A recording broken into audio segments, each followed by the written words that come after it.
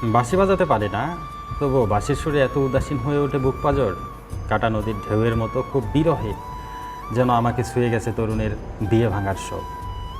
তোমাকে বলবো না আমি কেমন আছি ইদানিং, সন্ধ্যায় কোথায় থাকি আজকাল, রাত্রিরে বাড়ি ফিরি কার টানে।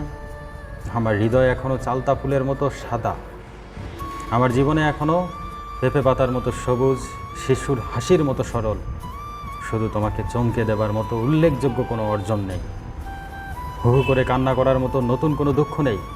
মাকড়সার জালের মতো আমি এখনও আটকা পড়ে আছি পুরনো সেই দিনের দুঃখের মাঝেই। আমি শুধু তোমাকে লিখে ফেলি খসখস করে, যা তা সব, অনেক কিছুই বুঝে ফেলি।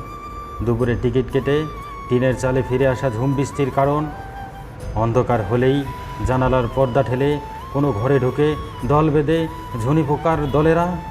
শুধু তোমাকে বুঝে ওঠা হয় না মায়ের শীতের চাদরে রাতে শিশুতোষ ছড়া মতো। আর মন সে তো ভিখারি, মানুষ তো মরণশীল, আমিও অমরণ নয়।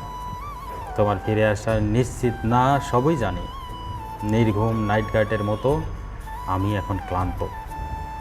এখন পাহাড় দেখতে ইচ্ছে হলে বাবার মুখের দিকে তাকিয়ে থাকি, সমুদ্র দেখতে ইচ্ছে হলে মায়ের ছবি দেখি, তোমাকে দেখতে ইচ্ছে হলে ভাত ছিটিয়ে দিই।